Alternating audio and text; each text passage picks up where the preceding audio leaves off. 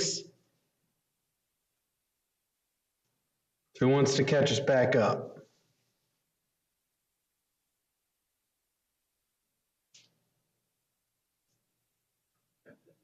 Esther said, if I perish, I perish. Mm-hmm.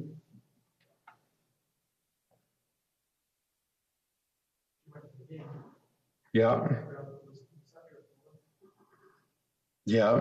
We talked about the. Mm-hmm.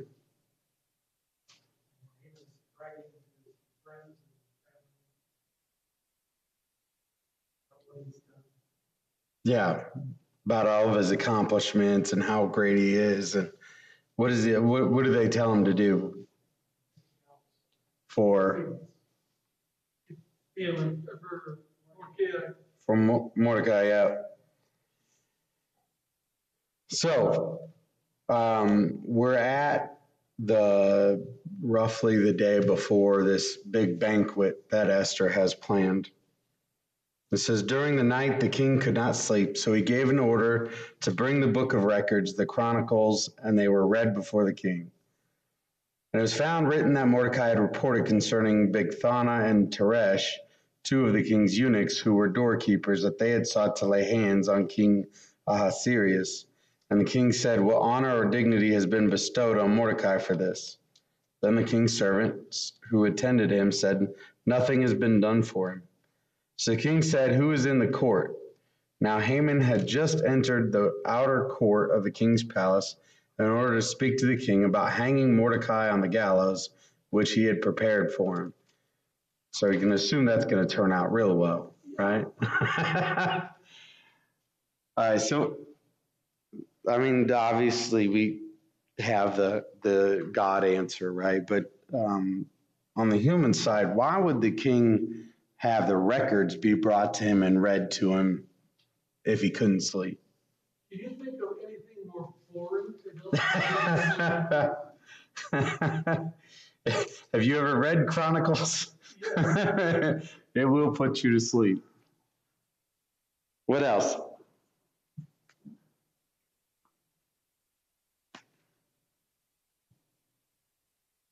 You ever had trouble sleeping? Oh, yes. How much time do you spend going back over your day wondering why you can't sleep? What did you forget? Right?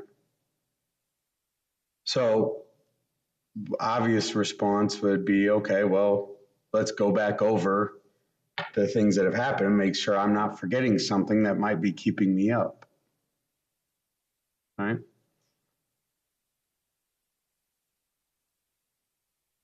Could be a number of other things, such as putting aside guilt over not having done something, or any number of other things. But those explanations really kind of require us to impose things into the story that aren't there. We have the obvious answer, right? That these decisions could be kind of led by God, and we're seeing God's plan in this. It's hard to argue that it's a coincidence that he goes through the book of records and recognizes this as he would see it, a grievance to Mordecai, that Mordecai had not been rewarded. It's hard to argue that's a coincidence considering Haman's planning on asking him to hang him, right? So this goes back to what we had talked about with godly providence, and how the story of Esther just shows God's hand in just about everything that happens in the story.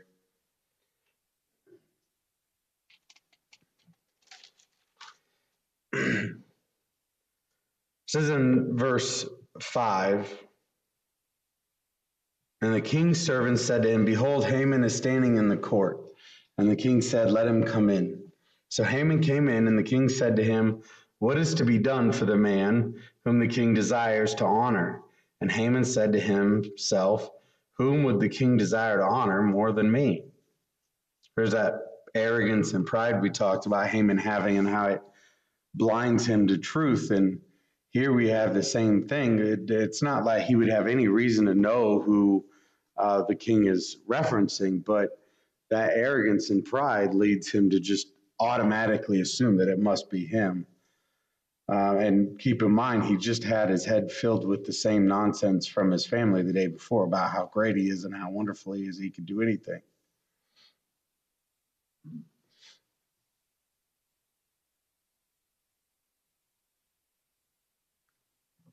Trying to figure out how I want to broach the. Have we ever noticed how few times we give credit to people who are doing things in the church? Whether it's the person mowing the lawn or person taking care of the building or the men serving on Sundays or just people who are active within the congregation throughout the week.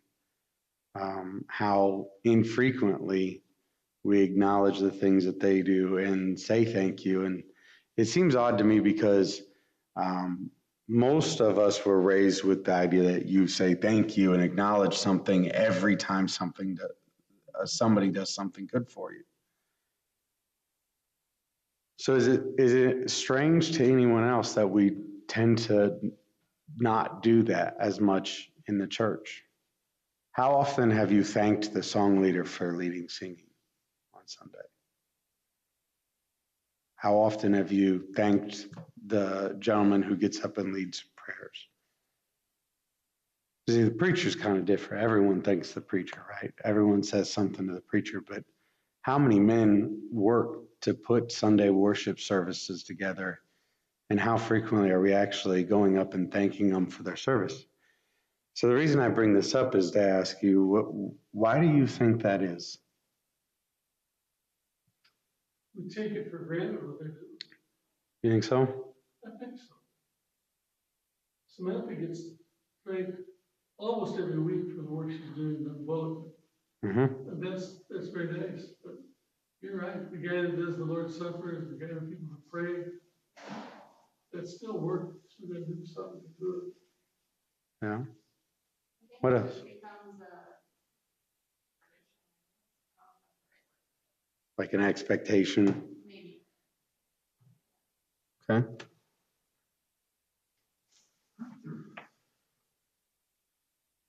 It may seem weird that I'm bringing this topic up in light of what we're reading, but it occurred to me that is it possible that we shy away from acknowledging the things people do within the body for fear that it leads to the puffing up, the pride, the arrogance? We don't want to sit there and lather praise onto somebody and get their head full of themselves and things like this. Go ahead. One, we have to have the mindset that I'm really not serving you, I'm serving God. I mean, I am. But if you have a mindset that is about God and you come to that with a humble heart, you don't need things. Oh, absolutely. But what would be good is if somebody came up and said, and this has happened to me, man, the song service spiritually uplifted me, like this really focused me where I need to be spiritually, instead of why you do a really good job reading songs. You know? I think we took that approach that would keep us from maybe popping up. It's all about spiritual. Yeah, I think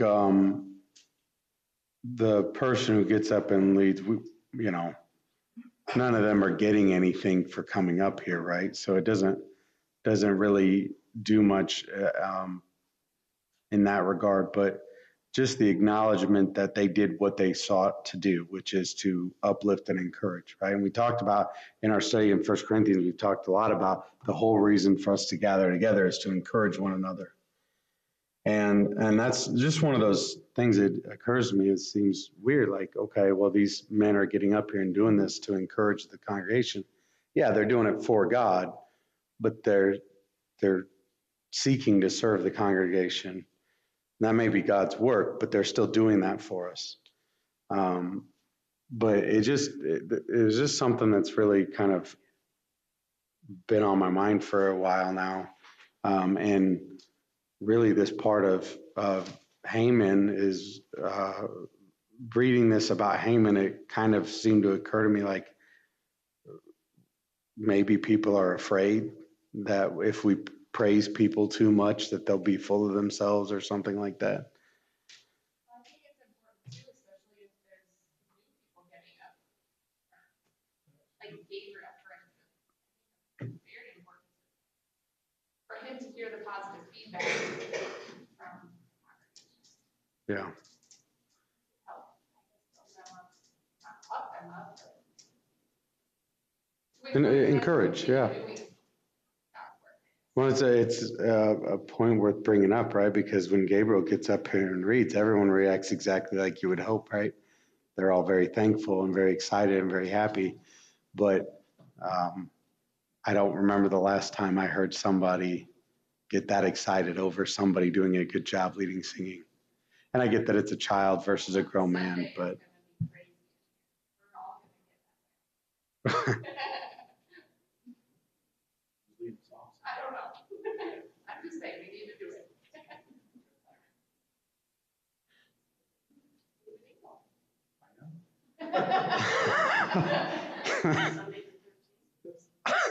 I'm sitting here talking about how hard this service is, and you're telling us you didn't even know you were doing it.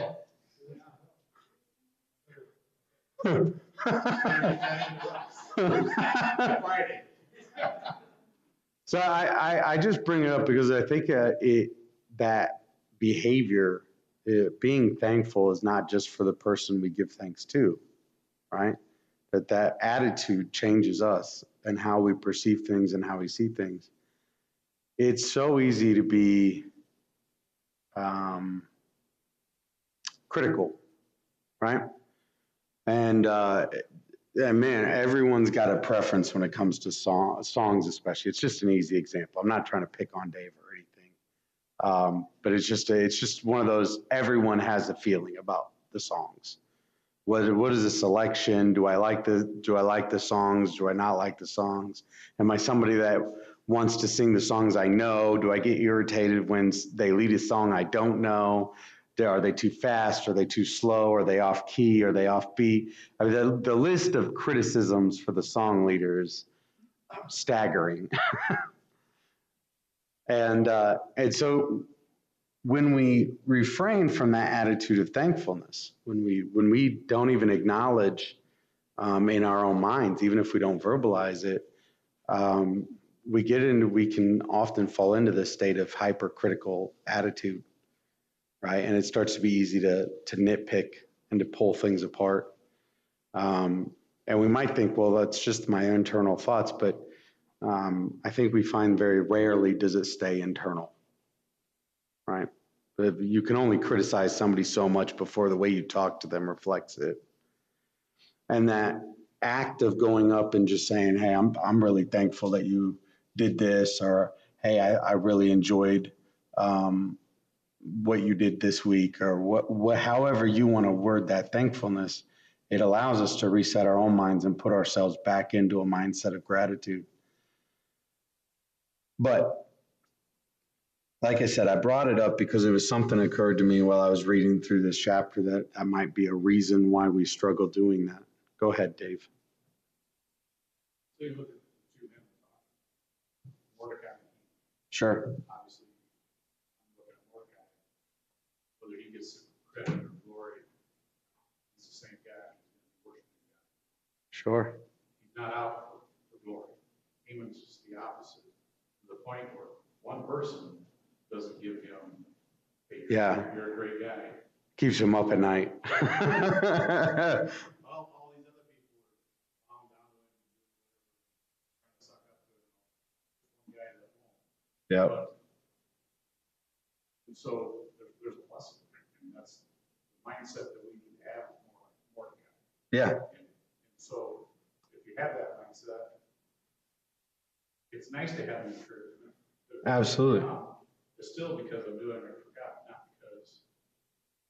In fact, if somebody gets up there for the reason that they want to be seen or popped up or built up, then that's the wrong reason. Absolutely. Just get up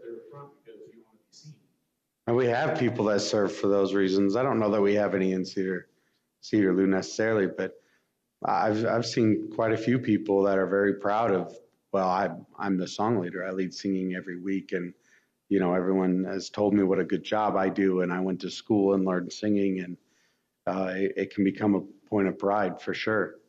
And I bring that, like I said, I didn't bring that up because somebody's complained that they're not getting praised, but only that we can even see, even in Mordecai's situation, yeah, he did it for the wrong reasons, and then obviously what he was encouraged to do was not a good thing. But we can see how much people are affected by people affirming them. And so this is something that had occurred to me reading through this, but you're absolutely right in that Mordecai and Mordecai's doing this. He doesn't expect anything for it. He did it because it was the right thing to do. And we also see that God found a way to reward him for that, for doing the right thing, whether he expected it or not, whether it came from a place he would have even thought to look for it. God tends to find a way to reward people who are doing the right thing. And it can be really hard to say in our own lives. We look at things and we're like, oh, I'm doing a good job. I'm doing all the right things. I'm making the right decisions. Why is this bad thing happening to me? But again, God rewards us doesn't necessarily mean the reward is going to come from a place we know to look, or even look like something we think of as a reward at the time.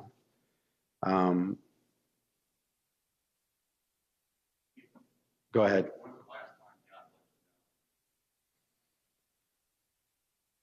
Whew. What was the question? When's the last time God let you down or disappointed you?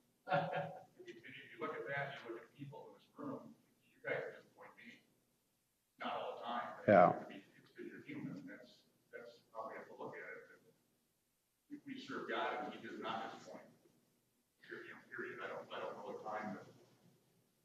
Well, I'm going to ask, what do you mean by disappoint? Well, things that you. Well. Because I think of disappointed like failed expectation. Yeah. I do stuff with Sam, he disappoints me because he's human, not picking on Sam. We're going to disappoint each other eventually. That's just what we do. Yeah. We can't keep everybody happy all the time. Sure. God doesn't mind saying God keeps us happy. Give us what we need. That should be enough. Yeah, there are times that we can be disappointed in God because we expected something and didn't receive that. But that mindset is flawed because we come from the angle of, well, I belong to God. Everything I am belongs to God. Everything I have belongs to God. So I have no right to expect anything, right? Because he's already given me what he's promised. Anything else is just extra stuff, as you said. So I don't know if I clarified my stance on that, but that's the way you look at it. yeah. And I think that's the way the story goes. One guy wanted praise from everybody, and he didn't get it from one person. Yeah. Well, and the point that I'm making about this whole idea of God rewarding people is not that we should do good things and then look for a reward. Only in that it does us good to remember that God sees it and God doesn't forget about it.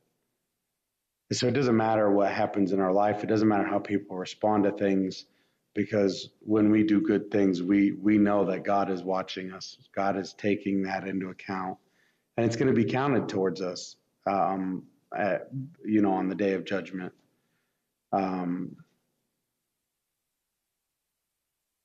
Sorry, I'm trying to cross back over to the track I was on, but yeah, I would agree. I think we have a lot of times in our lives where we fall victim of pride and entitlement. My kids are raised that way now. Anything they do, everybody's supposed to get a cookie, everybody's supposed to get a and it doesn't happen that way in life. But we we should teach our kids that you do what's right, you do your very best, and that's the standard, you know? Yeah. It's not, and you don't always get, and sometimes it doesn't turn out good, even though you do that, you know? And it's the same way with God, you know, life is life, and we know what our reward is later, but we always do what's right, we should, you know, like Dan said, as humans, we don't always do what's right, but we should always do what's right, we should always play fair, we should always love one another, you know, everything he tells us to do. And if your life ends up cruddy and you walk outside a car hits you, you know, that's just how it goes. That's just circumstance, and you get to go to heaven, you know. So our kids, we need to make that clear to our kids as they're growing and stuff. Because I just remember raising our boys and stuff, and they go, "So what good is it going to church? You know, nothing good happens to me here, blah, blah." You know, that's not how God works, you know.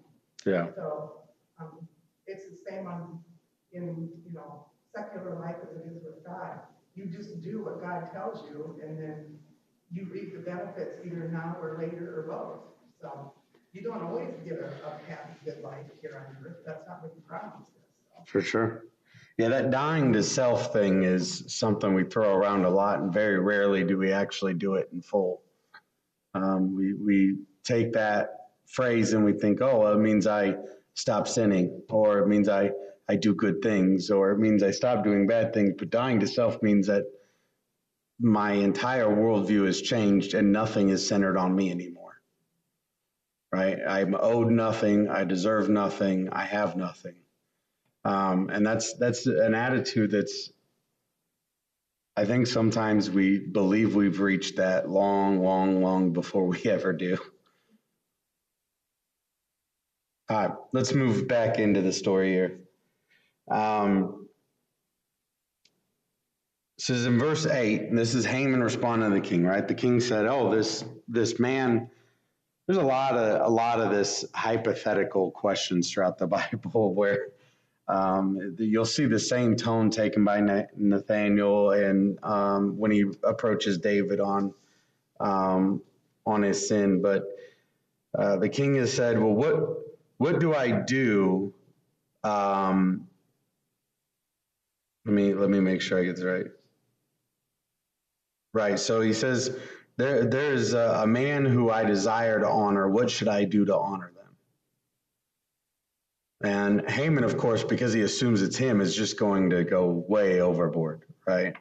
He says, let them bring a royal robe, which the king has worn, and a horse on which the king has ridden, on whose head a royal crown has been placed. Are you hearing this? Right? Is there any doubt in anyone's mind? If Haman knew that this was anybody but him, there's no way he would have suggested what he just said. I want your robe, I want your horse, and I want a crown.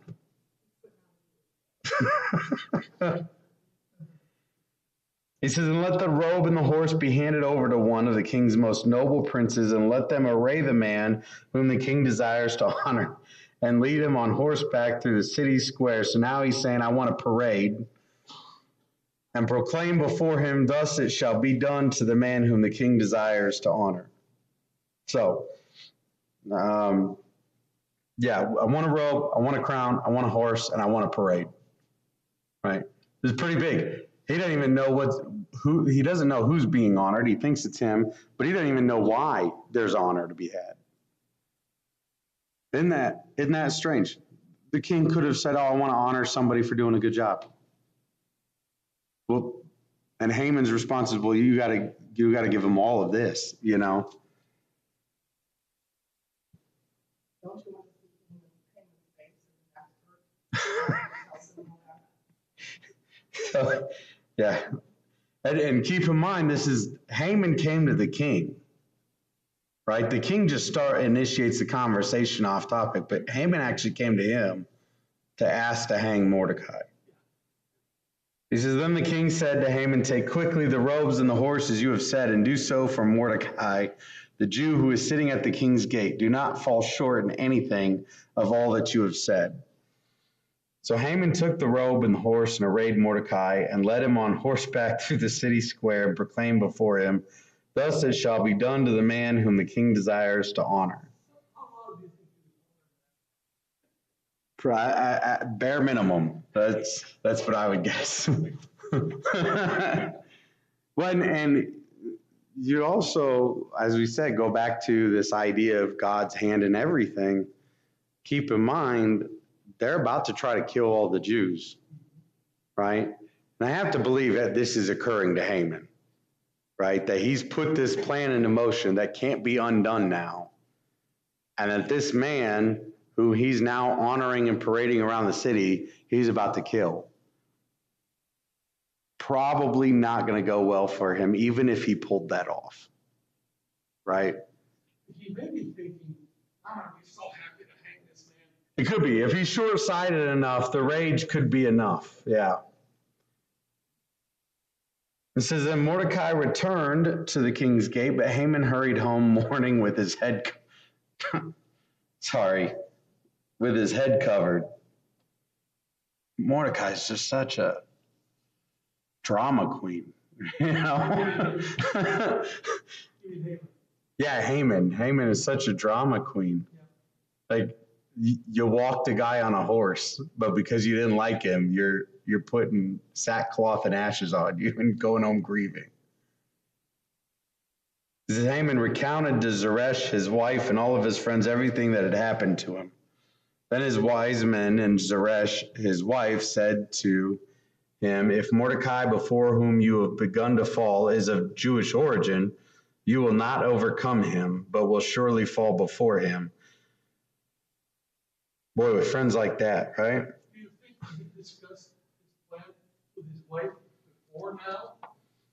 Well, I don't know that it doesn't tell us specifically that she was involved in it, but judging from last chapter's conversation with Zeresh, it's not hard to believe that she knows what's going on. Because if you remember, she was one of the ones that actually instigated him to build this gallows. Yeah, if you think it's probably with him, Yeah. you know, and say, great, I mean, you're wonderful wife.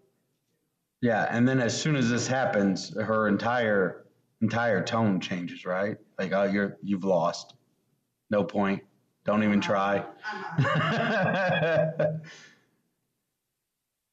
says, while they were still talking with him, the king's eunuchs arrived and hastily brought Haman to the banquet with which Esther had prepared. All right. I'm going to keep going into chapter 7. It says, now the king and Haman came to drink wine with Esther the queen, and the king said to Esther on the second day, also as they drank their wine at the banquet, what is your petition, Queen Esther? It shall be granted to you, and what is your request? Even half of the kingdom, it shall be done. Then Queen Esther answered and said, if I have found favor in your sight, O king, and if it please the king, let my life be given as my petition and my people as my request. For we have been sold, I and my people, to be destroyed, to be killed, and to be annihilated. Now, if we had only been sold as slaves, men and women, I would have remained silent, for the trouble would not be commensurate with the annoyance to the king. Then King Ahasuerus asked Queen Esther, who is he, and where is he? Who would presume to do thus? And Esther said, a foe and an enemy is this wicked Haman. Then Haman became terrified before the king and the queen.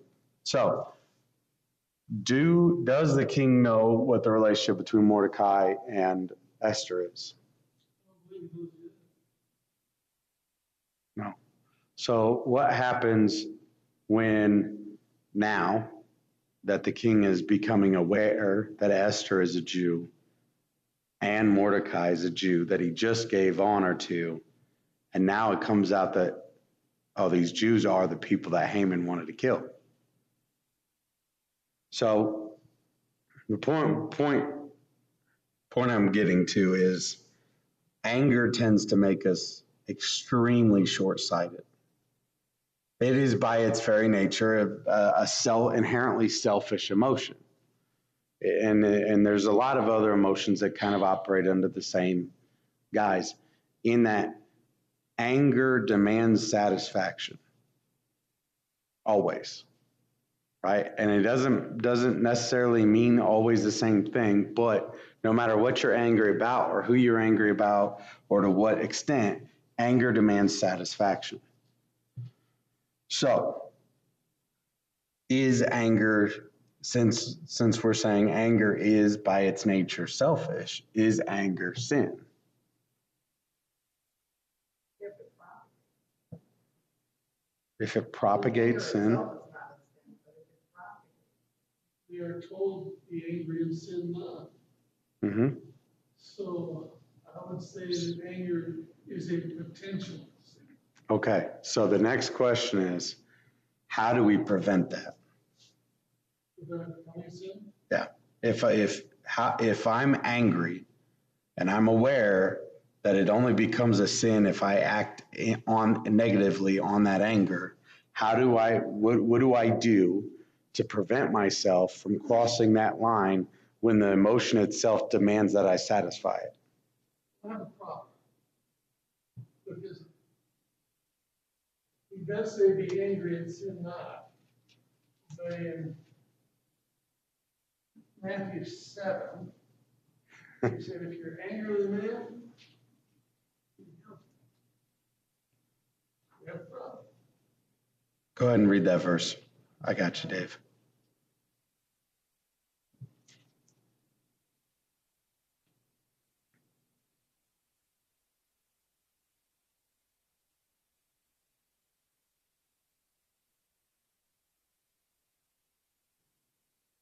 My brain malfunction, I can't find it. All right, you look for that. Dave, what you got? Yeah. Jesus being angry, John the Baptist was angry. Mm-hmm. When people were coming to him to be baptized, then some of the leaders came out, told him rude vipers to come out here, he kind of ripped them. Probably wasn't very nonchalant when he said that. Saw him in the temple. I mean, that's a huge instance of action. Mm-hmm. That. So I don't know that anger itself is sin. Sam's talking about when you say something against your brother, I think it's in chapter 6. Your brother rocket, and then just like killed him. So there's a little difference there. Mm-hmm. I don't know if that helps. I could be angry at some of the things I see going on in our anger. Sin and the fact that the promote they don't even think it's wrong. That angers me. Mm-hmm. But what do I do about it? I go out and protest and run people over and all that kind of thing. But think of Lot. What he had. Mm-hmm. This is that poor Lot. He went every day. His soul was, get how he was. His soul was tormented Mm-hmm. because of the things that were going on around him. And maybe that's not anger, but I don't know if I help. No, I think you're giving great examples, right? And there is something to be said about the difference between being angry because we feel we have been wronged versus anger because we feel somebody has wronged God, right? And that difference is showcased with Jesus in the temple. Jesus didn't feel personally attacked by the people selling things in the temple. He was angry because these people were blaspheming God, right? And so Is it anger at the action that separates the anger from the people that would separate the sin, the anger from the sin? It's like, you don't hate the person, you hate what they're doing. That kind of idea. Is that? well, it's important to note that there is a difference between anger and hate. Hate involves a lack of love. In fact, it's a removal of love. Anger does not necessitate that I stop loving the person. I can love someone and be angry at them at the same time. And quite frequently, I'm angry at somebody because I love them.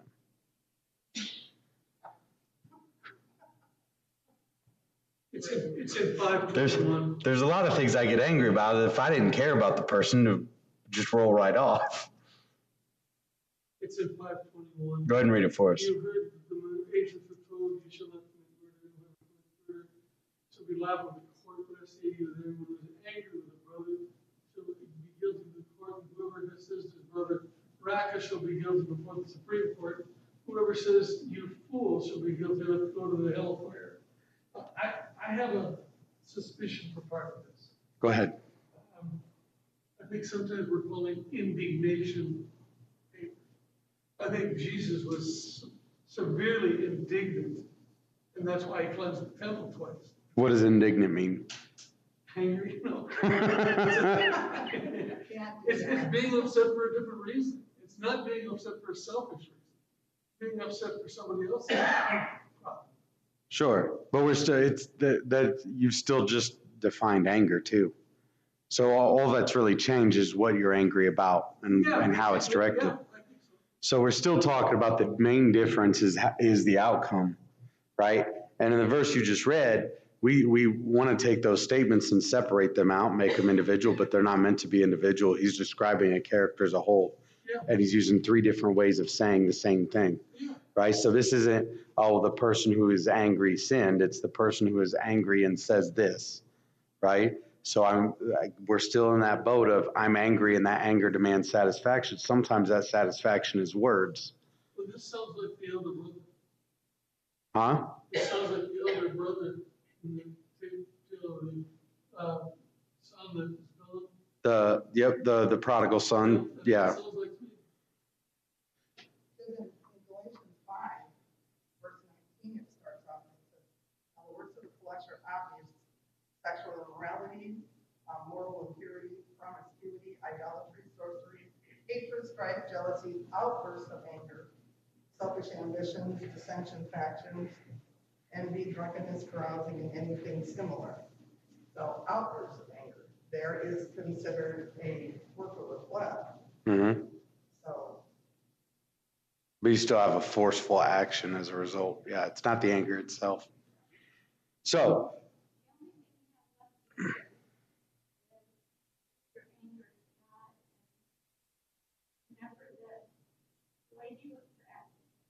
mm-hmm.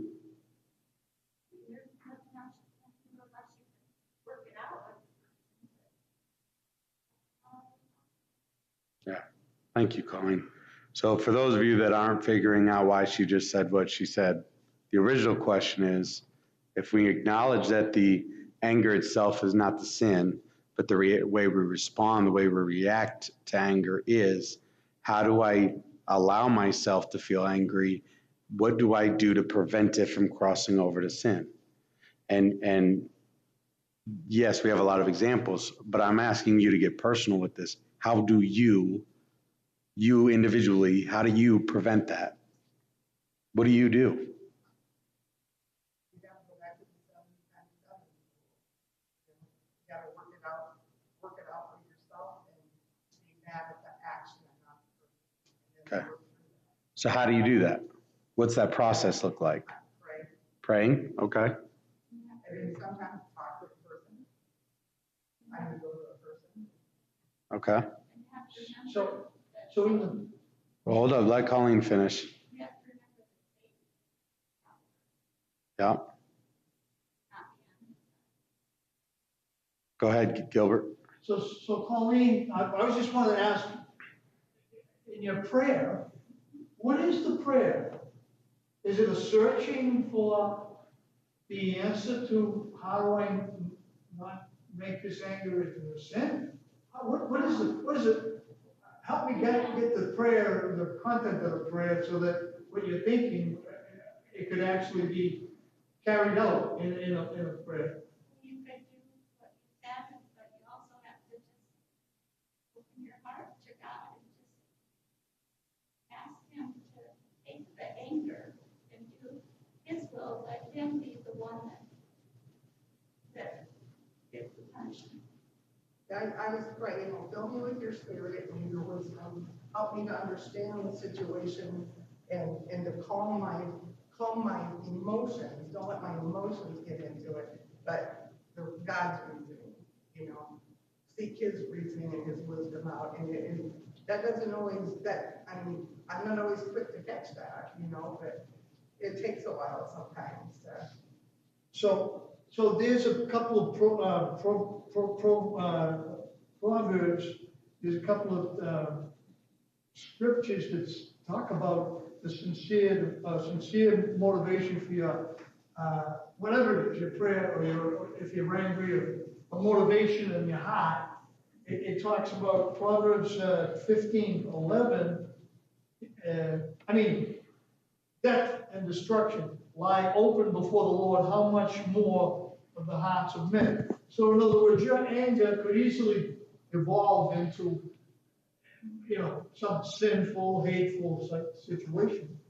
And it's between chapter 15 and chapter 27 in Proverbs. It gives like these, I'm getting this from that narrated Bible you gave me, from this book, and it talks about how that motivation for each of our prayers God sees right inside of our hearts, so he'll weigh how you get from angry to wherever it is, and whether it's a peaceful, prayerful, thoughtful, loving, or if it evolves into a angry to sinful. And so I don't know if that's advice from Proverbs, but it's a good thing to have in your. I would argue probably a warning. Yeah. And I don't think it only has to do with, the sin of it and everything. But I don't like feeling angry. I don't, and Sure. God gives us these things because he knows physically that's hard on you. That's hard. It's hard to hold a grudge. It's hard to keep ruminating that over and over and over, and when you do that, it just makes it worse and worse and worse. And so that's why he says, forgive them and let me take care of it, And if you need to, go talk to them. Because we can't serve him then. If we're in a state of anger, we can't rightly serve God when we're mad at somebody else and wanting to slap them or kill them or whatever, whatever they've done that made you that mad. Yeah. So I want to just a second, Gilbert. I want to hear from some of the rest of you. What I'm asking for is coping mechanisms, right? We know that we're supposed to forgive. We know that we're supposed to refrain from sinning. But in the moment somebody says something or does something that you feel is wrong or is wrong, what steps do you take to interrupt that process? The reason I'm asking for this is because anger is something we all struggle with to some extent. I think it helps to remember that when it's a word that was chances are we've been there too, that in our humanness we've done the same thing. And the way we forgive others is the way God will forgive us. Mm-hmm. Are you asking, how do we stop that person from doing what's making you angry, or stop your anger towards that? So let's say Dan comes up and slaps me across the face when he comes to church. My initial reaction is to throat punch him. What process do I take to allow myself to feel angry and stop myself from sinning against him? That's the coping mechanism I'm talking about. Everyone has it, this thing we do to interrupt thought and action. I'm asking for you to share what your process looks like for others who might struggle with doing that. We also have to have internal reflection, or call it words, look at yourself and why are you what makes you angry about that. I think that's a great point. There's so often that we get angry, and if we don't let go of it or don't recognize how angry we are, then the next thing that we get angry about is over exaggerated in our own minds, right? And we start reacting above and beyond what the situation calls for, right? So if I'm having a bad day, I wake up, my phone didn't charge last night, I can't get my hair combed right, right? Eden's throwing a fit in the morning, whatever, right? Just bad thing after bad thing. I get cut off in traffic. I get to work. I got 50 messages I don't want to deal with first thing in the morning, right? Just a really bad day. By the time I get through all of this, everything started to compound, and all of a sudden somebody says something just off the cuff, and I'm full blown screaming at them, right? And that happens a lot because we don't stop and take time to reflect on what is it we're actually angry about. And is our anger just about this one thing? And in the words of Esther, is it can measure it? Does it equate? Right? First, you gotta look and see if I walk Okay. in the room and someone's beating some kid, beating them, my job would be to stop that process Okay. in my head. And how you stop that process? Is there a possibility for sin? Okay, so how do you stop yourself from beating the person doing the beating? I can remember, I don't know which guy about his family, and they were somewhere, and there was a situation somewhere, and there was somebody that was, I want to say, robber or whatever, in fact, it was, could have been violent towards his family, you know, protecting his family. He stood between that person and his family, is all he did, Mm-hmm. and that's all I took. Okay. Good points. I guess I don't know as far as, I don't know, maybe I got a soft heart for little kids and little people who can't protect themselves. I know that stuff makes me angry. Mm-hmm. So at first you gotta determine whether, whatever the situation is, you can do something about it. Like Dave said, we hear a lot of the news all the time, stuff that makes us angry, but is there really anything in Cedar Falls, Iowa, or Iowa, can you do anything about? Sure. The problem, you know, somewhere else in another directly, you can't do anything. Sure. But we still have to deal with that anger, right? Correct. Because it's not hard for anger to turn into hatred, right? We hear about abortions on TV. There's nothing wrong with feeling angry about that, right? If we feel it's immoral, which we should, we ought to feel a little bit angry about it. But we have to also be careful that we acknowledge the anger for what it is and know why we're angry, and that it doesn't turn into, well, I hate the liberals because they kill babies. Right? You see what I'm saying there? I'm not going to drag this out anymore because it's obvious. I know it's a difficult question to ask, but it's something for you to maybe think about. We need to be intentional about things. For me, I'm good at slowing down and not taking action when I need to. I'm not so good at slowing my mouth down. So that's what gets hard for me. It's easy for me to not do things I shouldn't do. It's really hard for me to not say things I shouldn't say. So I point that out because no matter what process you come up with, it involves time. It involves giving yourself time between the feeling of anger and the reacting in anger, right? Whether that's stopping yourself from saying anything until you've cooled down, or whether it's walking away from the situation, whatever it takes, it's going to take time. Absolutely.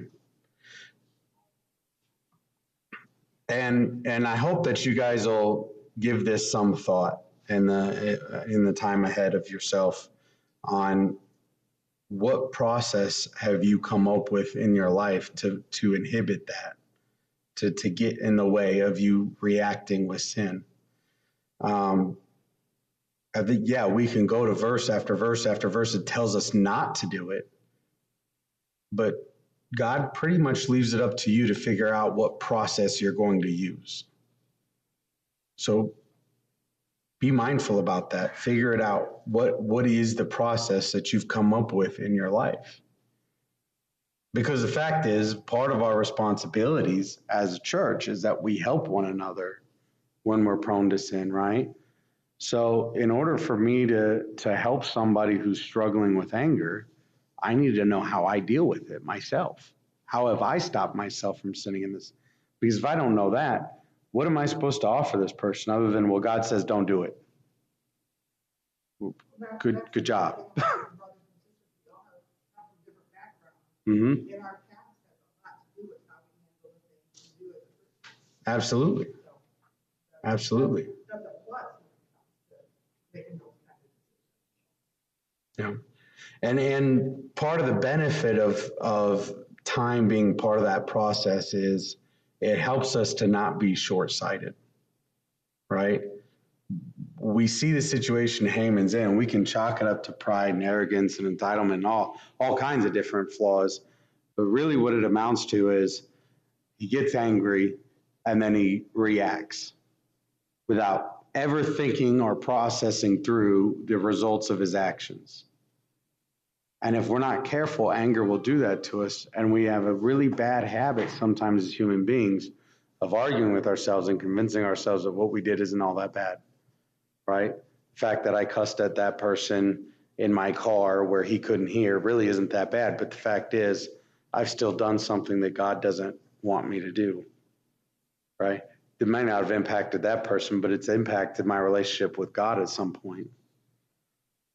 So we have to be more mindful, always more mindful about how we are dealing with evil in the world, because that's our job as Christians. We're supposed to be fighting against the forces of evil. And you can't do that if you're not even aware of how it's affecting you. All right, last comments or questions tonight. Because never want to let someone else's action affect our relationship. Mm-hmm. That's what it boils down to. You have to find, like you said, you have to find a way to deal with it, but ultimately you don't want it to interfere with your relationship with God. Yeah. That's a good point. Anything else? Let's go to God in prayer.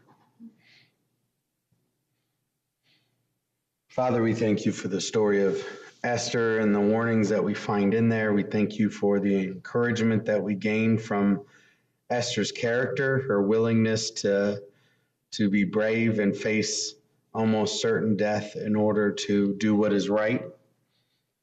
We thank you for stories of all of these people who have obeyed you when times are tough.